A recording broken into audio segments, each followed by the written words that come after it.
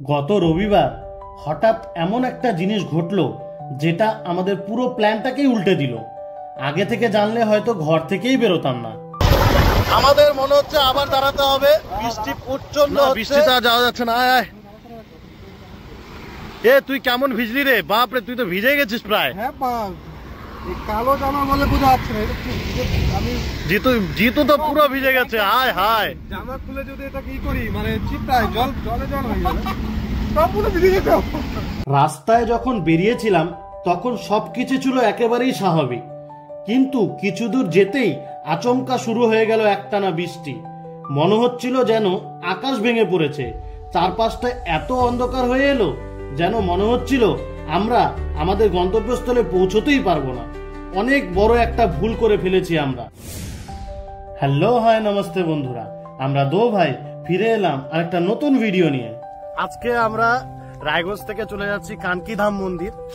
তো এই মন্দিরটা আমাদের উত্তর দিনাজপুর জেলায় অবস্থিত।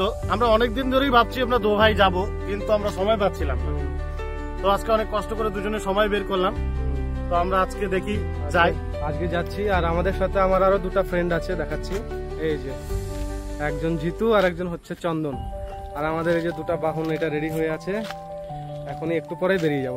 আমাদের বাড়ি থেকে বের হওয়ার কিছুক্ষণের মধ্যেই এত বৃষ্টির কবরে পড়েছিলাম, সেটা তো তোমাদের বললামই। আমরা প্রায় 3 থেকে 4 বার দাঁড়িয়েছিলাম বৃষ্টির জন্য, সময় কাটানোর জন্য, এমনকি কিছুক্ষণ লুডুও খেলেছিলাম। তারপরেও অনেক কষ্ট করে আমরা পৌঁছে গেলাম কানকি ধামে। আর মন্দিরটা দেখে মনে হলো এত কষ্ট করে আসাটা সার্থক। এত সুন্দর বিশাল পরিপাটি মন্দির উত্তর দিনাজপুরে বোধহয় একটাই আছে। এখানে জুতো রাখার জায়গা, চল জুতো রাখার জায়গা ভাই। না জুতো রাখে যে পা জুতা লেখা আছে। জুতো রাখার জায়গা এখানটায়। একটা ব্যাগের মধ্যে সব দিয়ে দিচ্ছি।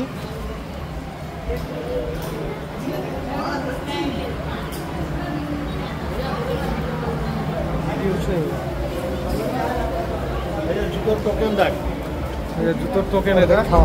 কানকি রাম মন্দিরের স্থাপত্য, পরিবেশ সবকিছুই ছিল এক কথায় অসাধারণ। আর সবচেয়ে ভালো লেগেছে সেটা হলো মন্দিরের সিকিউরিটি স্টাফরা ছাতা দিয়ে মানুষজনকে এক জায়গা থেকে অন্য জায়গায় নিয়ে যাচ্ছিলেন, যাতে কেউ ভিজে না যায়। মন্দির দর্শনের পর আমরা গিয়েছিলাম খাবার খেতে। মন্দির চত্বরে একটা রেস্টুরেন্ট আছে, যেখানে রয়েছে মাত্র 100 টাকায় আনলিমিটেড খাবার। 100 টাকা করে নিল আনলিমিটেড খাবার, রুটি সবজি যা পাবো আনলিমিটেড খাবার। তো আমরা একটু একটু করে সব নিয়ে নিলাম। আর একটা নতুন আইটেম খাচ্ছি, চুরমা। খাবারের জায়গাটা ছিল পরিষ্কার পরিচ্ছন্ন, আর খাবারটা মোটামুটি ভালোই ছিল। তারপরেই শুরু হলো বাড়ি ফেরার পালা, কিন্তু বৃষ্টি সে যেন পিছু ছাড়তেই চাইছিল না।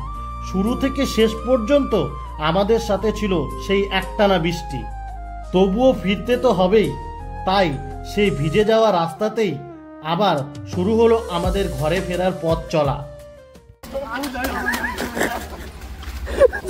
গাড়ির চাবি হারা গেছে, পাগল হয়ে গেছে। গাড়ির চাবি দিয়ে দিচ্ছে। শেষমেশ একটাই কথা বলবো, বাইরে ভিজলাম বৃষ্টিতে আর ভেতরে ভিজে গেলাম কানকি ধামের শান্তি ও বিশ্বাসে।